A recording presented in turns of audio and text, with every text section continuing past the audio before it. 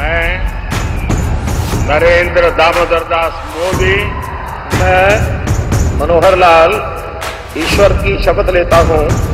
I, Inderjeet Singh, do swear in the name of God. मैं कृष्णपाल ईश्वर की शपथ लेता हूं। नमस्कार, मुद्दा देख रहे हैं आप और मैं हूं आपके साथ ज्योति सांगवान। पीएम नरेंद्र मोदी ने देश की कमान एक बार फिर से संभाल ली है। मोदी 3.0 में मोदी की टीम में 71 मंत्रियों को शामिल किया गया, शपथ ली गई। हालांकि मंत्रालयों के बंटवारे का इंतजार अभी बरकरार है और यूं तो कैबिनेट में इस बार कई खास बातें रही, लेकिन हरियाणा के लिए भी विशेष बात यह है कि 5 सांसद बीजेपी के जीत कर आए, जिनमें से 3 को मोदी कैबिनेट में जगह मिल गई है। जी हां, पूर्व मुख्यमंत्री और करनाल सांसद मनोहर लाल को केंद्रीय मंत्री, राव इंद्रजीत सिंह को राज्य मंत्री स्वतंत्र प्रभार, तो कृष्णपाल गुर्जर ने राज्य मंत्री की शपथ ली है। चर्चा मोदी कैबिनेट में हरियाणा को मिले महत्व को लेकर होगी। पहले आपको दिखाते हैं हरियाणा से तीनों चेहरों का शपथ ग्रहण। देखिए, मैं मनोहर लाल ईश्वर की शपथ लेता हूं कि विधि द्वारा स्थापित भारत के संविधान के प्रति सच्ची श्रद्धा और निष्ठा रखूंगा। मैं भारत की प्रभुता और अखंडता अक्षुण्ण रखूंगा।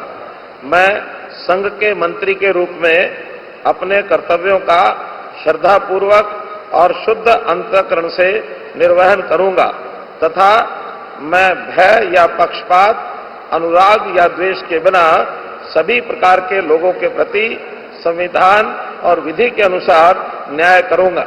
I, Inderjeet Singh, do swear in the name of God that I will bear true faith and allegiance to the Constitution of India as by law established, that I will uphold the sovereignty and integrity of India, that I will faithfully and conscientiously discharge my duties as a member of the State of Union, and that I will do right to all manner of people in accordance with the Constitution and the law.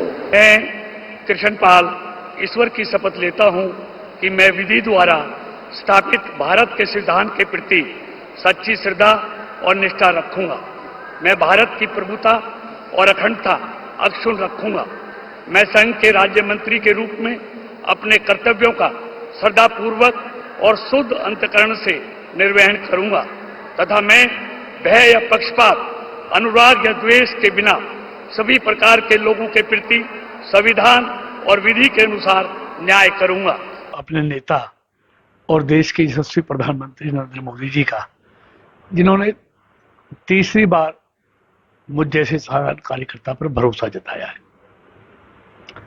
और आभारी हूं अपने लोकसभा क्षेत्र के सभी मतदाताओं का, जिन्होंने तीसरी बार मेरे नेता नरेंद्र मोदी जी पर, भारतीय जनता पार्टी पर, मुझ पर भरोसा जताया। मैं देश के यशस्वी प्रधानमंत्री आदरणीय नरेंद्र मोदी जी का धन्यवाद करना चाहूँगा कि हरियाणा को एक बड़ा सम्मान आदरणीय नरेंद्र मोदी जी ने दिया है और हरियाणा से हमारे 3 मंत्रियों ने कल शपथ ली है हरियाणा विकास की गति में।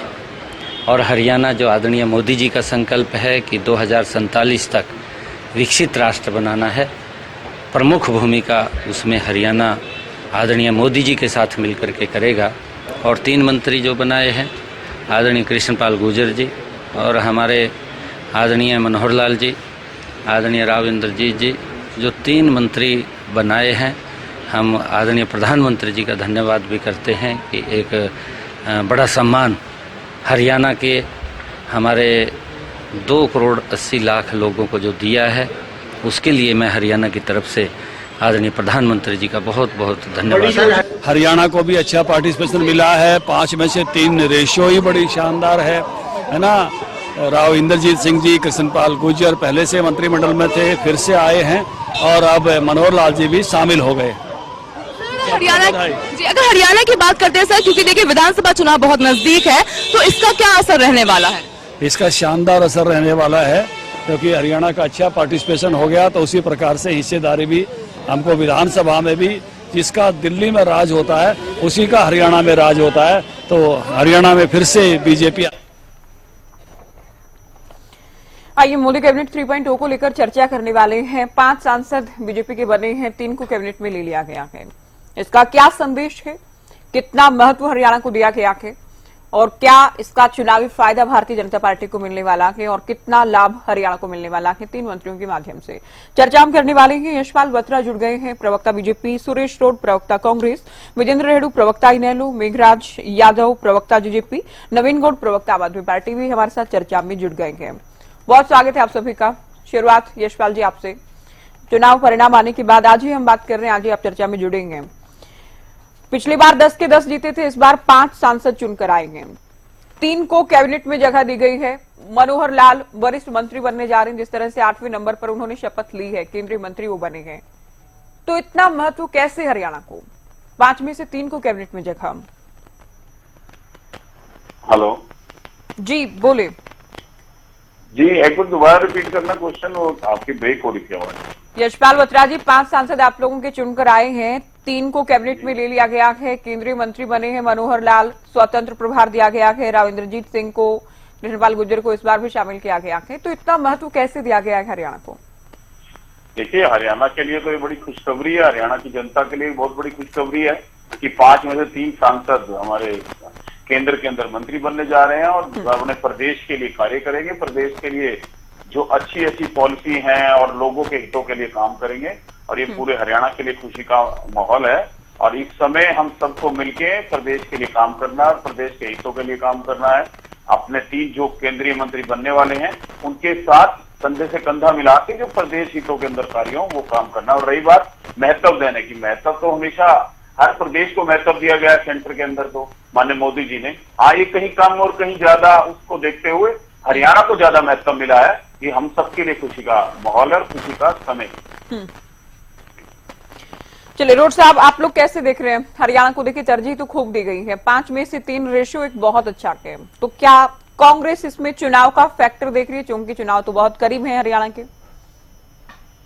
ज्योति जी, पहले तो हम नई सरकार को बधाई देते हैं, शुभकामनाएं देते हैं और उम्मीद रखते हैं कि वो जनता की कसौटी पर खरा उतरने का प्रयास करें। पहले की भांति 10 साल आंदोलनों में या फिर जन विरोधी कार्यों में अपना समय बर्बाद न करें और विपक्ष पर छींटा कसी और अपना यात्राएं इससे अपना समय बर्बाद न करें, ये हमारी सलाह भी है सरकार को।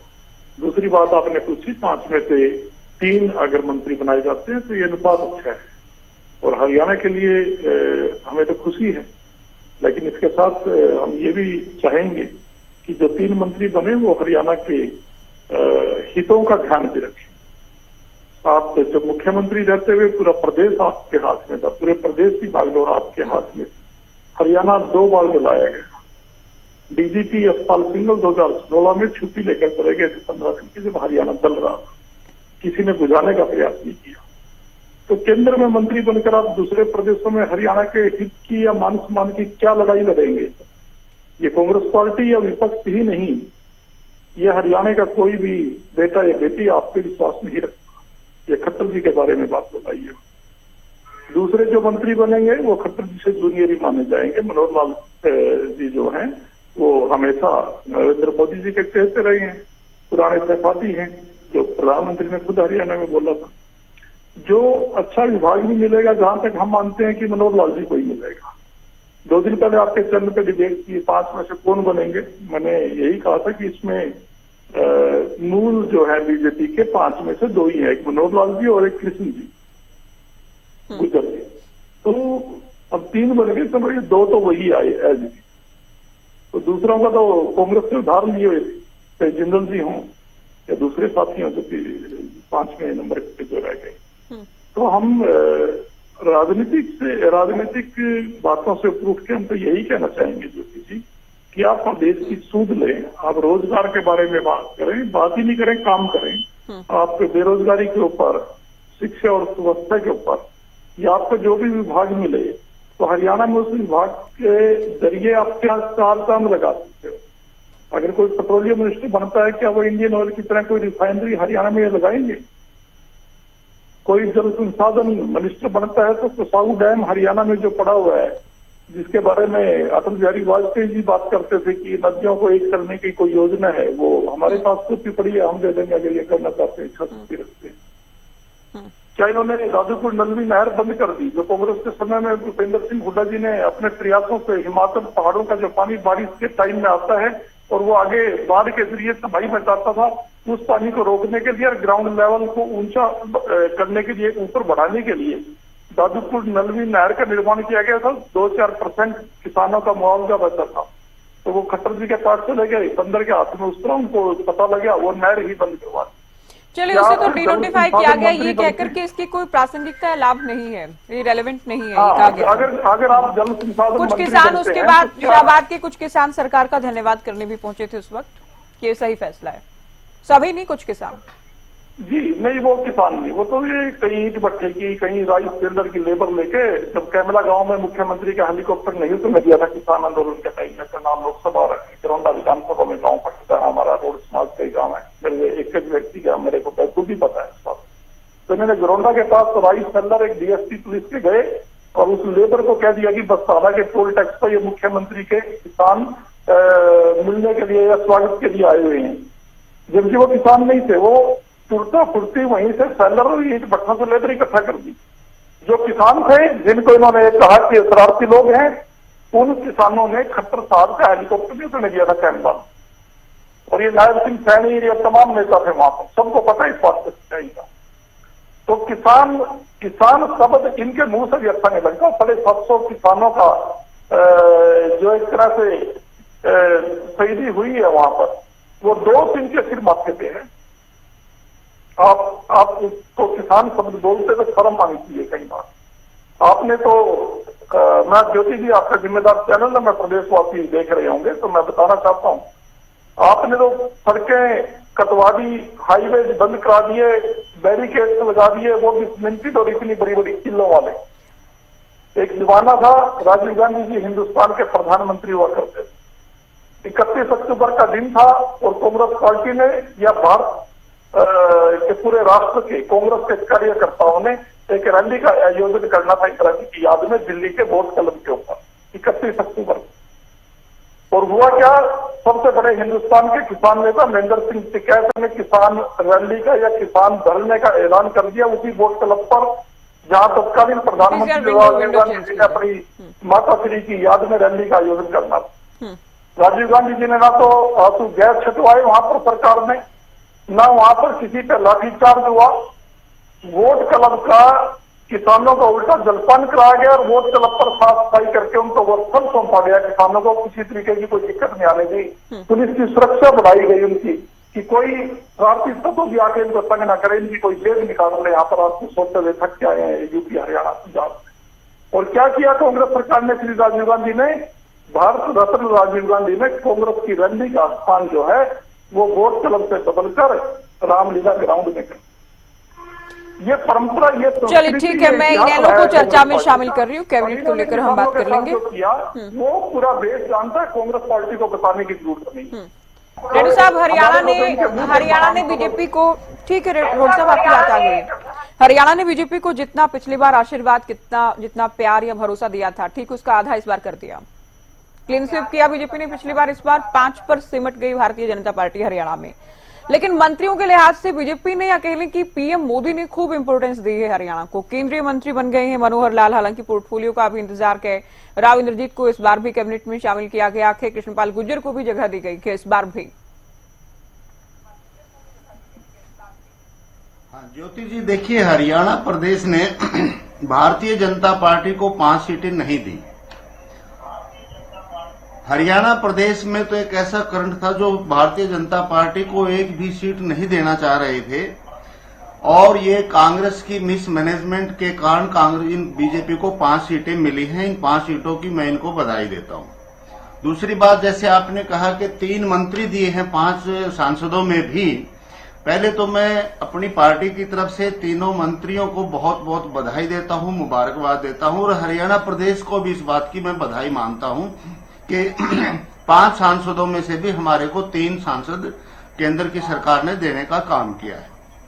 पहले 10 में 3 मिले थे, अब हमारे को 5 में 3 मिले हैं। ये एक अच्छी बात है और सभी तीनों हमारे केंद्रीय मंत्रियों को बहुत बहुत मुबारकबाद और बधाई। दूसरी बात, इतना महत्व क्यों दिया गया है, ये आपका दूसरा क्वेश्चन था ज्योति जी। देखिए, हरियाणा प्रदेश में चुनाव में बहुत कम समय बचा हुआ है और इस चुनाव के मद्देनजर ही ये ऐसा कदम उठाने का काम किया गया है, क्योंकि हरियाणा भाजपा को इस बात का पूरा अंदेशा है कि इनकी छवि हरियाणा प्रदेश में बहुत खराब थी और ये केंद्रीय नेतृत्व को भी पता लग गया है, क्योंकि 10-11 कमल खिलाने वाले 11 कमल लेकर के जब हम मोदी के दरबार में नहीं गए, मोदी जी ने इनसे पूछा, भाई लाओ, वो 11 कमल मैंने लाने के लिए कहा था, आप तो 6 ही लेकर के आगे 5 क्यों छोड़ दिए? तो मोदी जी इस बात से समझ गए कि हरियाणा प्रदेश में हमारी पार्टी की हालात बहुत खराब हो चुके हैं, जिसका सर्टिफिकेट स्वयं मोदी जी भी दे चुके थे जब आदरणीय मनोहर लाल जी को मुख्यमंत्री पद से हटा करके नया मुख्यमंत्री बनाने का काम किया था। अब कहीं न कहीं उस डैमेज को कंट्रोल करने के लिए, उस अपनी खोई हुई छवि को वापस लाने के लिए, जनता की निराशा को दूर करने के लिए और जनता के वोटों को लुभाने के लिए ये केंद्रीय नेतृत्व को 3 मंत्रालय देने का काम किया है। लेकिन फिर भी चलो 3 मंत्रालय मिले, हम उम्मीद करते हैं कि इस समय में कुछ न कुछ हरियाणा प्रदेश को दिलवाने का काम करेंगे। लेकिन ज्योति जी, इसमें एक और बड़ी बात है। आदरणीय हमारे मुख्यमंत्री मनोहर लाल जी पहली बार सांसद बने और पहली बार लोकसभा में पहुंचे हैं ये। हाँ, ये जरूर इनका प्लस पॉइंट है मुख्यमंत्री मनोहर लाल जी का कि वो लगभग 9.5 वर्ष तक हरियाणा के मुख्यमंत्री रहे हैं। लेकिन इसके मुकाबले में जो राव इंद्रजीत सिंह थे, जो कि 6ठी बार सांसद बने हैं, अभी पहले 4 बार वो विधायक रह चुके हैं, पहले मंत्री रह चुके हैं और कांग्रेस में भी वो मंत्री रह चुके हैं। एक इतने बड़े व्यक्तित्व को आप जो है ना राज्य मंत्री स्वतंत्र प्रभार देने का काम करते हैं और एक जो पहली बार लोकसभा में जाते हैं उसको आप कैबिनेट में लेने का काम करते हैं। इसी प्रकार से कृष्णपाल गुर्जर जी, वो भी जो है ना पुराने पहले मंत्री रह चुके हैं, पहले 2-3 बार विधायक रह चुके हैं और तीसरी बार शायद वो सांसद बने हैं अभी 14, 19 और 24 में। तो वो एक पुराने व्यक्तित्व थे। कहीं न कहीं अनुभव को नकारा गया है, सीनियरिटी को नकारा गया है। आदरणीय मनोहर लाल जी को कैबिनेट में बिठाया, उनको मैं मुबारकबाद देता हूं। लेकिन जिस प्रकार से हरियाणा प्रदेश में 9.5 वर्ष तक शासन करने का काम किया और अपने शासन काल में हरियाणा प्रदेश को जिस प्रकार से पीछे धकेलने का काम किया, चाहे वो बेरोजगारी का था, भ्रष्टाचार का था, दिन प्रतिदिन हरियाणा प्रदेश में आंदोलन ही आंदोलन चलते थे। पिछले 5 वर्ष तो पूरा आंदोलनरत हरियाणा प्रदेश रहा है। किस प्रकार से लोकतंत्र की भावना को रौंदते हुए सभी के ऊपर लाठीचार्ज करने का काम किया, सभी को जो है ना बिल्कुल लिंगर ऑन करने का काम किया, मीटिंग तक का मौका नहीं देते थे। इस प्रकार से हिंदुस्तान की सबसे बड़ी पंचायत में भेज करके और पंचायत की भी सबसे बड़ी जो कैबिनेट है उसमें शामिल करके मनोहर लाल जी को तो जरूर गिफ्ट मोदी जी ने अपने मित्रता का देने का काम किया है। लेकिन क्या वो हरियाणा प्रदेश की तरह हिंदुस्तान में भी इसी कार्य प्रणाली को जारी रखेंगे? क्या हरियाणा प्रदेश में जो अच्छे कार्य वो नहीं कर पाए हिंदुस्तान में भी इसी तरह से असफल होंगे? तो वो तो आने वाला भविष्य ही बताएगा। लेकिन मैं ये उम्मीद करना चाहूंगा, देखिए पहले भी हमारे बीजेपी के 3 मंत्री रहे हैं। बेशक दूसरी टर्म में वीरेंद्र सिंह जी को निकालने का काम कर दिया था, कृष्णपाल गुर्जर जी रहे हैं, राव इंद्रजीत जी रहे हैं और वीरेंद्र सिंह जी भी रहे हैं। लेकिन इन तीनों मंत्रियों ने एक काल में 2 रहे, एक काल में 3 रहे और अगले काल में फिर 3 आ गए हैं। पिछले काल वालों के बारे में मैं जानकारी जरूर लेना चाहूंगा भारतीय जनता पार्टी के प्रवक्ता से कि भाई उन्होंने केंद्र से ऐसा कोई कार्य करके दिया हरियाणा प्रदेश को कि हमारे 3 मंत्री केंद्र में हैं और 3 मंत्रियों के एवज में केंद्र से हम ये चीजें लेकर के आए हैं। कोई ऐसा बड़ा उद्योग एक खरखोदा को छोड़ करके, उसके भी पता नहीं कांग्रेस कहते हैं हमने करवाया, भाजपा कहते हैं हमने करवाया, इसके अलावा कोई ऐसा प्रोजेक्ट आप हरियाणा प्रदेश में बीते 10 वर्षों में लेकर के आए जिसके एवज में आप लोगों को कह सको कि हमारे पक्ष में विधानसभा की वोट करने का काम करें? कोई ऐसा बड़ा कार्य केंद्र की तरफ से हरियाणा प्रदेश में हुआ हो? चलो बीजेपी से हम उत्तर लेंगे इस रोड बात को का। गिनवाने का काम करेंगे, इसको हम बिल्कुल नहीं मानते क्योंकि ये ठीक है यादव जी, आज हम अलग अलग दलों की बात नहीं कर रहे हैं, हम ना इनेलो की स्थिति क्या है उस पर जा रहे हैं, ना जेजेपी के हालात क्या है उस पर हम जा रहे हैं। रेड्डी साहब ठीक है, आपकी बात आगे अभी आप सुने। हम बात कर रहे हैं मोदी कैबिनेट 3.0 को लेकर। मनोहर लाल राव, इंद्रजीत सिंह, कृष्णपाल गुर्जर को कैबिनेट में शामिल किया गया है और उम्मीद है कि जारी अच्छे पोर्टफोलियो इनको मिल सकते हैं। तो बीजेपी, एक तो देखिए हरियाणा का विकास तो एक पहली बात हो ही गई, साथ ही जो चुनाव आ रहे हैं उसमें भी बीजेपी किसी भी तरह का रिस्क लेने के मूड में नहीं है। लोकसभा चुनाव में जो पिछली बार के मुकाबले बेहद खराब प्रदर्शन रहा, चूंकि 10 से 5 लोकसभा सीटों पर आ जाना ये ठीक आधा नुकसान, तो विधानसभा में ऐसा कोई भी रिस्क लेने के मूड में भारतीय जनता पार्टी नहीं दिखती है।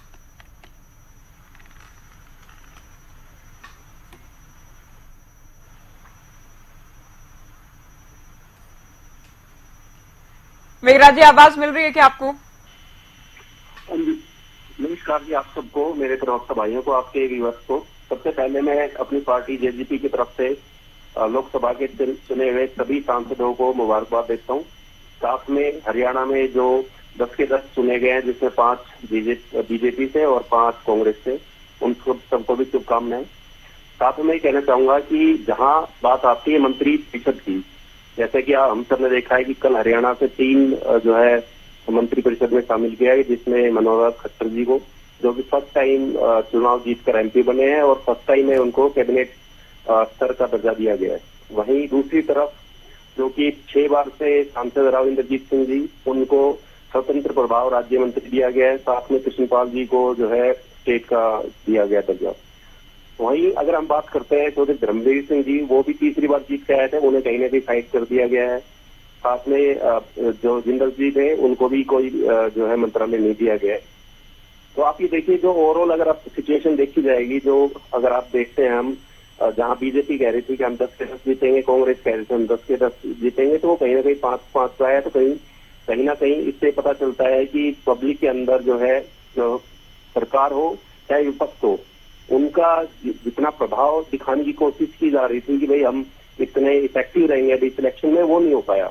सेकंड, जहां बात आती है विधानसभा की, तो मुझे लगता है कि जो मंत्रालय दिए गए हैं, वो मंत्रालय बड़े सोच समझकर, और आगामी इलेक्शन, क्योंकि हरियाणा में इलेक्शन ज्यादा दूर नहीं है, उनकी तैयारियां हर पार्टी कर रही है। तो यहाँ भी कहीं ना कहीं बीजेपी ने अपनी पार्टी को जो है विधानसभा क्षेत्र के लिए जो है तैयार करने की कोशिश की जा रही है।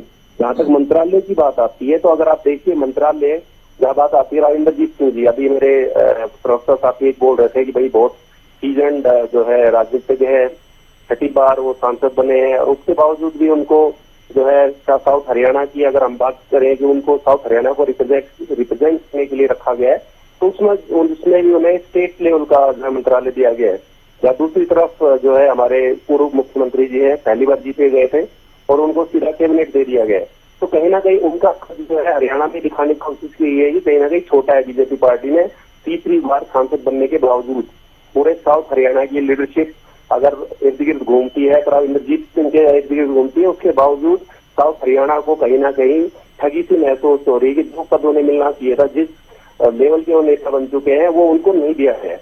तो कहीं ना कहीं इलेक्शन को साधने की भी कोशिश की है। वहीं चाहे वो ओबीसी वर्ग हो, चाहे साउथ हरियाणा हो, तो उनको भी कहीं ना कहीं बैक में ले जाने की कोशिश की गई है। जेजेपी इसमें आपको यही कहना चाहेगी, अपने सभी को, दर्शकों को भी और प्रवक्ता भाइयों से भी मैं ये जानना चाहूंगा कि ऐसा क्या हुआ कि राव इंद्रजीत सिंह जो इतने कद्दावर नेता बन चुके हैं, जो इस इलेक्शन में अगर हम बात करते हैं गुड़गांव सीट से उन्होंने इलेक्शन लड़ा, और पूरे गुड़गांव जो लोकसभा क्षेत्र था उसमें एक बात बहुत ही मतलब सार्वजनिक और पब्लिकली इतना हो चुकी थी कि बीजेपी के जो कैडर था वो कहीं ना कहीं दूर था इस इलेक्शन से, वो उतना सपोर्ट नहीं कर रहा था। और आप देखेंगे कि जहां भी ग्रामीण क्षेत्र था, वहां से वो अपने जो कर्मठ के जो भी नेता थे, उनके जो पार्टी के पदाधिकारी थे, उनके दम पे वो इलेक्शन को जीत के यहाँ तक पहुंचे हैं। और इसी वजह से क्योंकि पार्टी ने उन्हें कहीं ना कहीं सपोर्ट नहीं किया, तो 70,000 के आसपास उनकी जीत हो पाई है। तो ये सब चीजें भी जो है मुझे लगता है कि बीजेपी उसको कवर करने की कोशिश करी। इनको मुझे लगता नहीं है कि अभी अगर जिस सिचुएशन में देखा जाए तो उन्हें राज्य मंत्री का भी दर्जा दे पाती बीजेपी, पर क्योंकि आगामी इलेक्शन है तो उसको भी वो इग्नोर नहीं करना चाहते हैं और इसी वजह से दिया है। नहीं तो बेस्ट एग्जाम्पल है 3 बार के सांसद राव धर्मवीर सिंह जी, इतने अच्छे तरीके से इलेक्शन लड़े, धर्मवीर जी, हाँ, तो धर्मवीर सिंह जी, और उनको जो है साइड कर दिया गया, उन्हें कोई पद नहीं दिया गया। नवीन जी, अभी ओपी धनखड़ को हम सुन रहे थे कि दिल्ली में जिसका राज होता है, हरियाणा में भी उसी की सरकार आती है। हालांकि पिछली बार 10 की 10 जीते, 40 पर आ गए थे हरियाणा में, लेकिन सरकार में तो आई, सिंगल लार्जेस्ट पार्टी तो थी बीजेपी। इस बार 5 जीते हैं, 3 को मंत्री बना दिया। आखिर दावा के इस बार भी विधानसभा में जीतने का। नहीं, ये लगातार कहते हैं ज्योति जी। जब दिल्ली में 2015 में चुनाव हुआ था, तब भी मोदी जी ने कहा था जो देश चाहता है वही दिल्ली चाहती है। तो ठीक है, ये इनका चुनावी जुमले और चुनावी इस प्रकार की टेक्निक्स और नैरेटिव्स चलाने की कोशिश लगातार रहती है। सबसे पहले तो मैं बधाई देना चाहता हूं कि हरियाणा के 3 लोकसभा सांसदों को अगर मंत्री पद की जिम्मेदारी दी गई है तो बहुत अच्छी बात है। और मैं भगवान से दुआ करता हूं, प्रार्थना करता हूं कि वो लोग अपनी जिम्मेदारी अच्छे से निभाएं। और जैसे कि आप सभी जानते हैं और हम भी जानते हैं कि भारतीय जनता पार्टी तो हमेशा ही चुनावी मोड में रहती है और ज्यादातर जो इनके फैसले होते हैं वो ज्यादा ही चुनावों को मद्देनजर रख के लिए जाते हैं। चाहे वो समय समय पर पेट्रोल सस्ता करना हो, कभी कभी डीजल सस्ता करना हो, कभी कभी गैस सस्ती करनी हो, या कभी कभी बड़े बड़े वादे करने हो कि 1 लाख, 10 लाख, 20 लाख, 50 लाख, 100 लाख, 125 लाख के वादे हो। वो बात अलग है, वो वादे पूरे होते हैं कि नहीं होते, वो एक डिफरेंट विषय है। तो अभी जो भारतीय जनता पार्टी ने हरियाणा के चुनावों के मद्देनजर एटलीस्ट हरियाणा के बारे में इतना सोचा है, मैं बहुत बढ़िया मानता हूं। खट्टर साहब को इन्होंने मंत्री पद दिया है, बहुत ही शानदार बात है। बट खट्टर साहब ने हरियाणा की जो फजीती करवाई है, वैसी फजीती मैं भगवान से दुआ करता हूं कि कम से कम नेशनल में जाकर ना करवाए। जिस प्रकार से आपने हरियाणा को आप महंगाई और बेरोजगारी में पहले नंबर पे लेके गए थे, उसी प्रकार से कहीं वहां पर भी जाकर इस प्रकार का ये ना करें। तो बहुत बहुत शुभकामनाएं, बहुत बहुत बधाइयां। चुनावी मोड में भारतीय जनता पार्टी काम कर रही है, करती रहती है। यशपाल बत्रा जी से एक बात पूछना चाहता हूं मैं। यशपाल बत्रा जी, एक बात और बता दीजिए, आप हरियाणा से तो बहुत ज्यादा सांसद आपके यूपी से आए हैं। यूपी से कितने मंत्री आ रहे हैं आपके, ये जरूर बता दीजिएगा। इससे साफ पता चल जाएगा कि आप चुनावी आंकड़ों को साधने के लिए हरियाणा सांसदों को मंत्रालय दे रहे हैं या एक्चुअल में आप 5/3 कर रहे हैं। चलिए, सबसे ज्यादा तो यूपी से ही बनाए गए। हालांकि यूपी में इस बार काफी नुकसान बीजेपी को यूपी में भी हुआ के, हरियाणा में भी नुकसान हुआ के। बत्रा साहब, सोशल इंजीनियरिंग भी की गई है, चूंकि पिछले दोनों बार से हम देख रहे हैं राव और गुज्जर दोनों बनाए जा रहे हैं। इस बार पंजाबी समुदाय से आने वाले पूर्व मुख्यमंत्री मनोहर लाल को भी जगह दी गई है। प्लस दक्षिण हरियाणा की हम बात करें, दक्षिण हरियाणा को भी साधने का प्रयास है, जीटी रोड बेल्ट को भी साधने का प्रयास है इन तीनों चेहरों के माध्यम से। देखिए ज्योति, अपने अपने सबके ओपिनियन है, अपनी अपनी बात है, बट ऐसा कुछ नहीं है। पूरे प्रदेश के लिए काम किया गया। पूरे प्रदेश के लिए माननीय मोदी जी ने अपने हरियाणा के 3 मंत्री जो बनाए हैं, केंद्रीय मंत्री, जो केंद्र में जाके हरियाणा की आवाज उठाएंगे, हरियाणा के लिए काम करेंगे। वो किसी भी समाज से, किसी भी समुदाय से, इससे कोई फर्क नहीं पड़ता, लेकिन प्रदेश के लिए काम करने के लिए उनकी इच्छा है और प्रदेश के लिए ही वो कार्य करेंगे। और बात है, मैं अभी सभी प्रवक्ता साथियों की सुन रहा था, जैसे भी कांग्रेस प्रवक्ता किसानों की बात कर रहे थे, किसानों के हित के लिए। और देखिए, माननीय मोदी जी जैसे ही अपनी सीट पे बैठे और पहली कलम से उन्होंने किसान निधि के अंदर 9.5 करोड़ के आसपास किसानों को 20,000 करोड़ रुपए वितरित किए हैं। एक ही कलम से, पहली कलम से 20,000 करोड़ रुपया किसान निधि के अंदर दिए हैं। 9.3 करोड़ किसानों को दिए हैं। तो इससे बढ़िया कार्य क्या होगा। पहली कलम से किसानों को इतने हितों की बात करी। और दूसरी रही अपने प्रवक्ता इनोलो, हमारे साथी, हमारे इनोलो प्रवक्ता, मैं तो इनसे एक क्वेश्चन करना चाह रहा हूं। देखिए, आप 2005 में आप कहां थे, आज 2024 में आप कहां हैं।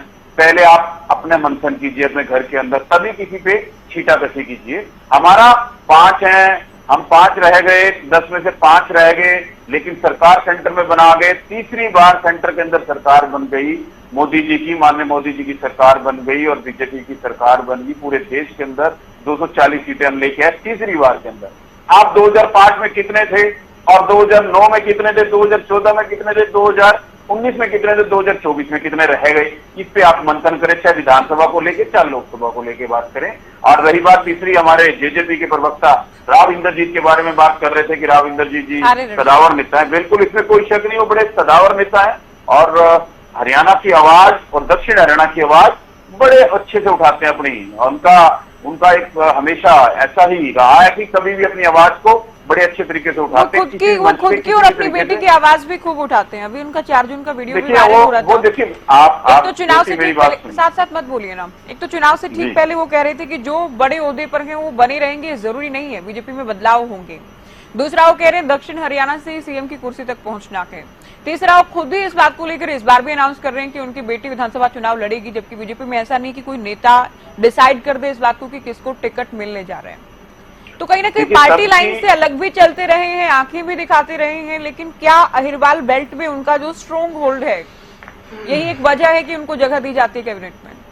देखिए, ऐसा नहीं है। सीनियर नेता हैं और वो सीनियर 6 बार 6ठी बार अब एमपी बने हैं, पहले 4 बार विधायक रहे हैं, हरियाणा की 45 साल से राजनीति कर रहे हैं, 45 ईयर जिनका इतना समय लंबा समय हो गया और बेदाग छवि के नेता हैं। वो अपनी बात हमेशा इस तरीके से उठाते हैं, चाहे वो किसी भी पार्टी में रहता है। इससे पहले वो कांग्रेस में थे, कांग्रेस में भी इस तरीके से अपनी बात को रखते थे और बात रखने का तरीका है उनका। देखिए, वे संगठन के नाते, संगठन के तरीके से और संगठन में रह के जो डिसीजन पार्टी का होता है उसको मानते भी हैं, लेकिन अपनी बात को रखने में कभी भी कमी नहीं छोड़ते और बात रखने में कभी कमी छोड़नी भी नहीं चाहिए। ये एक उनका विषय हमेशा रहा। इंसान को हम नहीं कोई और भी हो तो उनको अपनी बात को रखने की, जब तक आप अपनी बात रखेंगे नहीं सामने वाला समझेगा क्या आप क्या चाहते हो, क्या कहना चाहते हो, क्या बोलना चाहते हो, दक्षिण हरियाणा के क्या बोलना चाहते हो, गुड़गांव लोकसभा के लिए क्या बोलना चाहते हो, जिस भी विषय पे हो बड़े अच्छे से आवाज उठाते हैं। जिस बात का उनके मैं बयान का जिक्र कर रही थी उसमें उन्होंने गुरुग्राम के विकास को लेकर भी सवाल उठाया अपनी ही सरकार पर, तब जबकि जब से गुरुग्राम सीट बनी है इस बार की जीत को मिलाकर लगातार 4 बार तो वो खुद ही जीते हैं। तब भी वो कह रहे हैं गुरुग्राम में विकास नहीं हुआ, गुरुग्राम में किस तरह से पावर कट हो रहे थे चुनाव के दौरान, इस बात को लेकर भी वो जवाब लेंगे। तो वो खुद जीतते भी आ रहे हैं, खुद मंत्री भी हैं, केंद्र में भी आप लोगों की सरकार है, हरियाणा में भी आप लोग सत्ता में हैं, उसके बावजूद भी गुरुग्राम जैसी सिटी को लेकर या लोकसभा को लेकर विकास पर सवाल उठा रहे हैं वो। तो फिर ये कैसे इस बात को सुनिश्चित किया जाएगा कि मंत्री बना देने से विकास हो जाएगा या केंद्र और हरियाणा में सरकार होने से विकास हो सकेगा? बिल्कुल ठीक बोला ज्योति। उन्होंने ये कहा था कि बेसिक रिक्वायरमेंट है उसमें कहीं ना कहीं गुरुग्राम के अंदर कमी है, चाहे वो बिजली कट को लेके, चाहे वो सफाई के मामले को लेके उन्होंने आवाज बिल्कुल उठाई थी।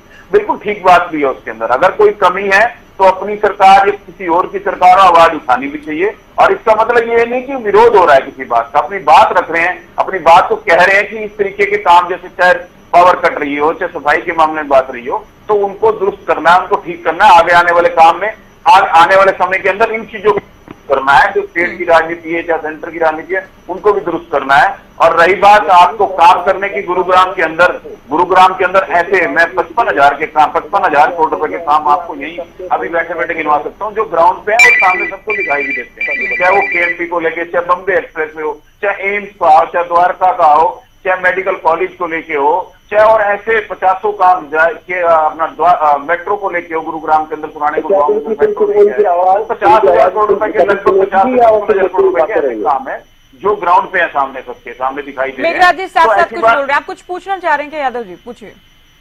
हाँ जी, बिल्कुल पूछना चाहूँ मैं बीजेपी अपने प्रवक्ता भाई से, जैसे अभी इन्होंने बोला और मैं अप्रिशिएट करता हूँ ज्योति जी, आपने बहुत ही जो है गहरे मुद्दे जो कि स्पेसिफिक गुड़गांव की अगर हम बात करते हैं वो आपने रखे हैं। जैसे कि अभी इलेक्शन था, इलेक्शन थोड़ी अभी भी अगर मैं बात करता हूँ गुड़गांव में वाटिका सिटी एरिया और ओल्ड गुड़गांव जो इलेक्ट्रिसिटी है कंटिन्यू जो है वहां पे इलेक्ट्रिसिटी नहीं है, लोग गाड़ियों के अंदर सोने को मजबूर है, जो वर्ल्ड के मैप के ऊपर से मशहूर है जो आपकी पूरी जो गुड़गांव सिटी, उसके बावजूद भी वहां पे इलेक्ट्रिसिटी नहीं है, वहां पे पानी नहीं है। और जो बात कर रहे हैं बीजेपी के प्रवक्ता भाई की वो अपनी आवाज उठानी चाहिए, वो उठाते हैं, तो क्या वो सिर्फ आवाज ही उठाते रहेंगे या उनकी आवाज से सरकार ने कभी कोई काम भी किया है? क्या खट्टर साहब जब सीएम रहे 9 साल यहाँ पे तो उन्होंने कभी उनकी आवाज को ध्यान नहीं दिया? क्या उन्हें नहीं पता कि गुड़गांव के सांसद है, साथ में केंद्रीय मंत्री है? क्या उन्हें ये नहीं पता था कि गुड़गांव जो विश्व के मानचित्र पर है उसकी बेसिक एमिनिटी सोसाइटी जितनी है उनके अंदर 33 के इसका अभी तक कनेक्शन नहीं है, वहां पे पानी की व्यवस्था नहीं है, 6,000 से ज्यादा सोसाइटीज है गुड़गांव में, उन सोसाइटीज के अंदर आप देखेंगे बेसिक एमिनिटीज नहीं है। तो क्या वो अब 10 साल का इंतजार कर रहे थे कि राव इंद्रजीत सिंह जी साउथ हरियाणा की आवाज उठाएंगे तब उनको सुना जाएगा? क्या उस टाइम पे ये सब चीजें नहीं देखी जा सकती थी? और मैं अभी आपके चैनल पे आज से राव साहब सवाल ही क्या उठा रहे हो, तो खुद ही यहाँ से कितना सबसे बड़े नेता रहे, यूपीए सरकार में भी मंत्री रहे, लगातार मंत्री बन रहे हो, जब से एनडीए बीजेपी के साथ के एनडीए में भी लगातार मंत्री बन रहे हैं, उसके बाद भी अगर गुरुग्राम के विकास को लेकर अभी तक सवाल ही उठ रहे हैं, बेसिक्स को लेकर ही बात हो रही, बिजली पानी की भी बहुत गंभीर बात है अपने आप में। एक चीज और मैं आपके माध्यम से बोलना चाहूंगा, चर्चा बहुत जल्दी कंप्लीट कीजिए। 1 मिनट लूंगा मैं सिर्फ। जहाँ डिप्टी सीएम श्री दुष्यंत चौटाला जी का सवाल है, मुझे याद है कि उन्होंने सोसाइटीज का विजिट किया था और जिन जिन सोसाइटीज ने उनके सामने मुद्दा रखा था 33 kVs का, मैं बड़े ही आपको उसके रेस्पॉन्सिबिलिटी के साथ बोलता हूँ, 4 महीने के अंदर 33 kV लग गया था और 90 सेक्टर के उधर जो पानी की समस्या थी वो खत्म कर दी गई थी। तो आप देखिए जब एक डिप्टी सीएम जो होता है वो उसके सामने अगर इश्यूज गए थे सोसाइटीज के, चलिए आज तो हम चुनाव के परिणाम को लेकर और मंत्रिमंडल में जो जगह मिली, अब राव चूंकि खुद कैबिनेट में है इस बार भी, उन्होंने क्या कहा ये हम बात कर रहे हैं। रोड साहब, चूंकि मनोहर लाल को जब सीएम पद से वो हटे थे, विधानसभा सदस्यता से जिस दिन इस्तीफा दिया गया था उसी दिन लिस्ट आ गई थी कि वो करनाल से इलेक्शन फाइट कर रहे हैं। तब भी इस बात की चर्चा थी कि या तो उन्हें संगठन में बहुत बड़ी या सबसे बड़ी जिम्मेदारी मिल सकती है या कैबिनेट में उनको जगह पक्की मिलने जा रही है इस बार।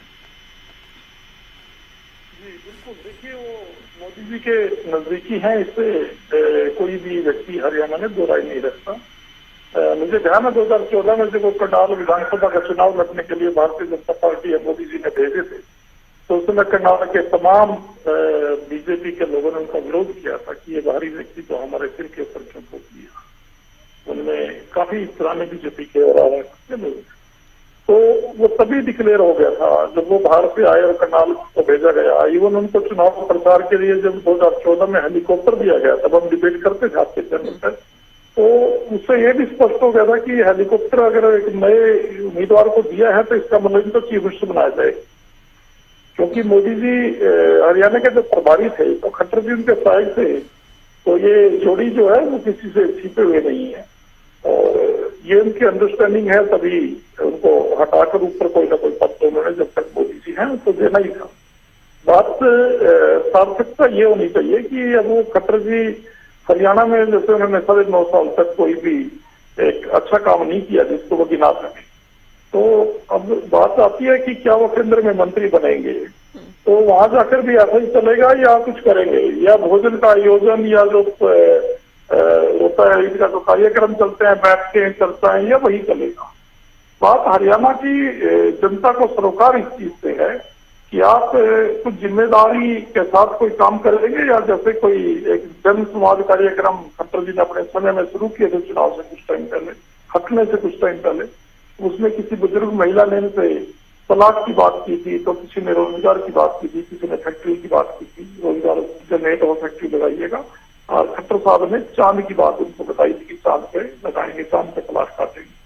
तो इस तरीके की गैर जिम्मेदाराना बातें, पब्लिक को उल्टा एक कटाक्ष करने की बातें, या ये लाइन छोड़कर अगर वो प्रदेश के हित में कोई काम करते हैं तो कांग्रेस पार्टी उनका सहयोग करेगी।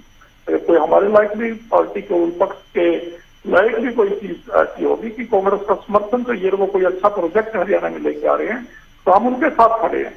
लेकिन हरियाणा प्रदेश को जिस तरीके से जाति पाति में या धर्म के आधार पर या फिर जैसे जलाया गया पिछले 2 बार और वोटों का ध्रुवीकरण किया गया, अभी जैसे जेजेपी के साथी बता रहे थे यादव जी, मैं भी इस बात से इतना जरूर कहना चाहूंगा जो ये चर्चा कर रहे थे कि 2 सांसद इन 5 में से ज्योति जी ऐसे हैं, एक श्री नवीन जिंदल जी और एक श्री राव इंद्रजीत जी, तो दोनों अपने दम पे जीते। ये मुझे इस बात को मंजूर करने में या स्वीकार करने में कोई हर्ज नहीं है विपक्ष में होने के बावजूद, क्योंकि ये एक सच्चाई है। हमारे यहाँ पर कुरुक्षेत्र में हमने देखा कि जिंदल बीजेपी के इतने खिलाफ माहौल था, जिंदल जी को सीट मिली है, इसके कारण क्या है? तो उन्होंने कहा कि लोगों ने चश्मा लगा के पहले ही ढूंढा कि हाथ का निशान क्या, हाथ का निशान नहीं मिला, तो कुछ लोगों ने कहा झाड़ू उसकी ठीक नहीं, बोले जिंदलों को दे दे तो उसमें ही होगा, नहीं होगा तो चला जाएगा 2 महीने बाद। मतलब ये लोगों का एक अपना परसेप्शन होता है, तो वो जिंदल का ये पुराना कांग्रेसी होने के नाते कुछ लोग उनमें अभी भी हाथ का पंजा देख रहे, बेशक वो नहीं था, वो उनका चुनाव चिन्ह बीजेपी में चला गया था, लेकिन लोगों ने कहा कि नहीं ये पुराना कांग्रेसी है। और कुछ को तो ये भी तो आप तो फिर ये भी कह रहे होंगे कि 2014 में जो कांग्रेस से गए और बीजेपी में जीत गए वो भी हाथ के पंजे के चक्कर में लोगों ने जिता दिया उनको, चाहे रमेश कौशिक रहे हो, अरविंद शर्मा रहे हो, धर्मवीर रहे हो, राव इंद्रजीत रहे हो, हालांकि वीरेंद्र सिंह को तो राज्यसभा भेज दिया था। तो आप ये मान रहे हैं कि कांग्रेस के मान के लोग जिताते आ रहे हैं इनको? नहीं, ये होता ही है, लेकिन कुछ वो हर तरीके के लोग हैं, कुछ ज्यादा दिमाग के कई लोग जो जोर ही नहीं डालते कि इसको लेनी होगा या जिंदल को लेनी है, और वो ठीक है। तो कांग्रेस में कई लोगों ने ये कहा, ये हाथ के पंजे की बात हमने आज तक किसी डिबेट में नहीं बोली, लेकिन जो समीक्षा बैठक की किसी ने कहा कि हम तो आपका पंजा दूर करें, खराब मिलती मिलते इसलिए दी, तो पंजा नहीं है तो उसकी जो 50% नाम की बड़ी बात है उस पर मार दो मोर। और मैंने कहा भाई ये तो बीजेपी में जा चुका, बोला नहीं पता है बीजेपी में जा लिया, क्योंकि 3-4 महीने पहले से करता भी बीजेपी में जाएगा, कोई कहता था रुक गया, कोई कह रहा प्रेशर पड़ गया। अब कौन सी चीज सच माने? कोई चैनल कह रहा था ये मोदी जी दबाव बना रहे हैं, लेकिन जिंदल अड़ गया, कह रहा मैं चुनाव लड़ूंगा तो मैं कांग्रेस से लड़ूंगा, नहीं तो मैं लड़का नहीं, मैं मर जाऊंगा। जिंदल जी कहते भी बयान है यूट्यूब पे। अब लोग देखते नहीं, टाइम तो भी कौन सा लेटेस्ट बयान है, जो सा आगे आया उसी पे प्ले का बटन दबाया और वो जिंदल कह रहा है कि मैं मर जाऊंगा लेकिन मैं कांग्रेस को छोड़ूंगा। तो जिन साथियों ने, जिन बहन और भाइयों ने जिंदल की ये वीडियो सुन ली, उन्होंने तो कहा भी जिंदल साहब पक्के कांग्रेसी है, इसको दिखाओ। ये नहीं डरता मोदी से भी। तो ये चीज लोगों के ध्यान में थी और कई बार ऐसी वोटें डिवाइड होकर कुछ भी हो जाता है।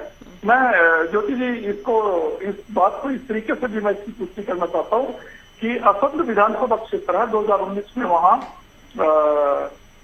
2009 में जिलेराम शर्मा डल्ले भाई, और वो जमानत जब्त में विधायक चुने गए, उन पर 17,000 कुछ वोट आई, क्योंकि यहाँ पढ़ाई की तरह 33% नंबर लेने तो जरूरी नहीं कि पास होने के लिए आपने 33 या उससे ऊपर नंबर लेने हैं। यहाँ तो आपके 17,000 अगर वोट आ गई और दूसरों की वोट आपसे 17,000 से मान लो कम है तो आप विधायक जीत गए।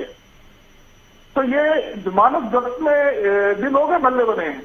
तो कई बार कोई वो तो फाइट पर डिपेंड करता है ना, कितनी फाइट है, कितने उम्मीदवारों ने कितना नेक टू नेक फाइट की है, उस पर भी डिपेंड करता है किसने कितने वोट लिए हैं। मार्जिन तो उसी बात और बताना चाहता हूँ, 1 सेकंड की बात है सिर्फ। ओम प्रकाश चौटाला जी जब 2004 में सरकार के अंतिम दिनों में थे, तो उन्होंने एक सर्वे कराया कि लालू यादव बिहार में चीफ मिनिस्टर बन जाते हैं, बिना काम करे हम क्यों नहीं बढ़ते। तो एक तो सलाहकार ने तो कहा कि आप पिटाई तो ही करते हैं, इसलिए वो पिटाई नहीं करता, काम देते कि ना करे। तो उस बात को रफा दफा करके बोला नहीं, इस पर सीरियस मंथन करो। मंथन ये किया गया कि लालू प्रसाद यादव कम्युनिटी में, बड़ी कम्युनिटी में खुद नेता हैं और बाकी कम्युनिटी में 1-1, 2-2 वो अपने पैसे से उम्मीदवार खड़े कर देते हैं। ये चौटाला साहब के एडवाइजरों ने उनको बताया। उन्होंने कहा ये फार्मूला हरियाणा में कहाँ लागू होगा, उन्होंने कहा जीटी रोड पे लागू हो। चौटाला साहब ने अपनी फंडिंग से एक रीजनल पार्टी बनवाई और जीटी रोड बेल्ट पर पानीपत से लेकर अम्बाला तक 15 विधानसभा क्षेत्रों में 5-5 हजार वोट खराब करने का ठेका दे दिया। और 90 सदस्यीय विधानसभा में अगर 15 सीट जो चीजें खराब हो जाती है तो आप भी अनुमान लगा सकते हैं, जिसको सत्ता पक्ष में बैठना होता है वो उधर बैठता है, जिसको नहीं बैठता। चलिए समय समय की बात है। अब तो चौटाला साहब की पार्टी को ही आप लोग कह रहे हैं कि खुद ही वोट खराब करने के लिए मैदान में थे।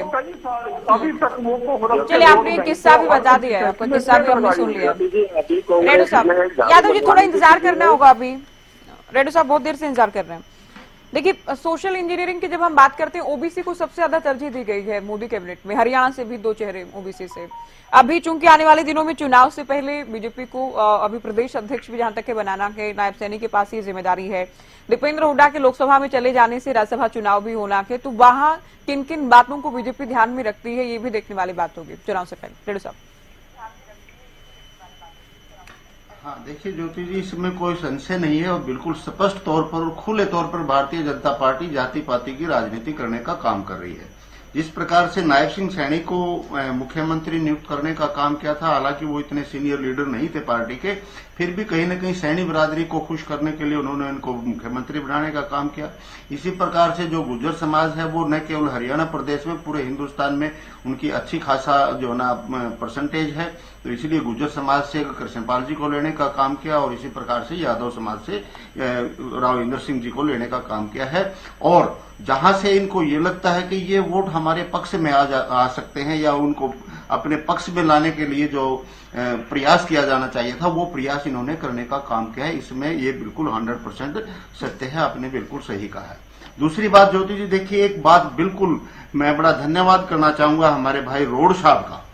उन्होंने स्पष्ट तौर पर आज आपके चैनल पर बोला, पूरा हरियाणा प्रदेश इसको सुन रहा है कि भारतीय जनता पार्टी के जो सांसद जीते हैं उनको हाथ के पंजे ने जितवाने का काम किया है। ये बात मैं पहले दिन से ही कहता आ रहा हूं और आज रोड साहब ने आपके चैनल पर इस बात को क्लियर करने का काम किया। निश्चित तौर पर हाथ के पंजे ने इनको जितवाने का काम किया है, अदरवाइज इनकी एक सीट भी नहीं आती। दूसरी बात यहां पर कहा गया कि 20,000 करोड़ रुपए पहली कलम से मोदी जी ने आज ही रिलीज करने का काम किया 9.5 करोड़ किसानों को, जो कि 500 रुपए पर मंथ पड़ते हैं, एक किसान को 500 रुपए महीना। हरियाणा प्रदेश में पहले खट्टर जी कहा करते थे कि मैं लगभग 1 करोड़ 45 लाख लोगों को फ्री में राशन देने का काम करता हूं, जिसमें मस्टर्ड ऑयल है, शुगर है और राइस है, जो वो उस गरीब आदमी को राशन देते हैं। अगर 500 रुपए में वो सारा राशन मिल जाए मार्केट में, तो मैं इस बात की गारंटी देता हूं। 500 रुपए देकर के वो क्या सिद्ध करना चाहते हैं, ये हमारी समझ से बाहर की बात है। इसके बदले में जीएसटी टैक्स को कितना एग्रीकल्चर इक्विपमेंट के ऊपर लगाया गया है, किसी भी वस्तु को नहीं छोड़ा जिसके जो कि पहले बिल्कुल टैक्स से बाहर हुआ करते थे, और आज एग्रीकल्चर का हर इंस्ट्रूमेंट, एग्रीकल्चर का हर इनपुट के ऊपर जीएसटी टैक्स लगाया जाता है, और वो भी थोड़ा बहुत नहीं, 5% नहीं, 18% और 28% लगाने का काम किया गया है, जो कि बहुत बड़ी रकम बनती है। इसलिए मोदी ने कहीं एक जो ना वो कहते हैं ना ऊंट के मुंह में जीरा डाल करके और पूरे ऊंट को ही खरीदने का काम किया है, वो अपने पास बुलाने का काम किया है। इससे किसान को कोई शुक्रिया आपका, बहुत शुक्रिया सभी।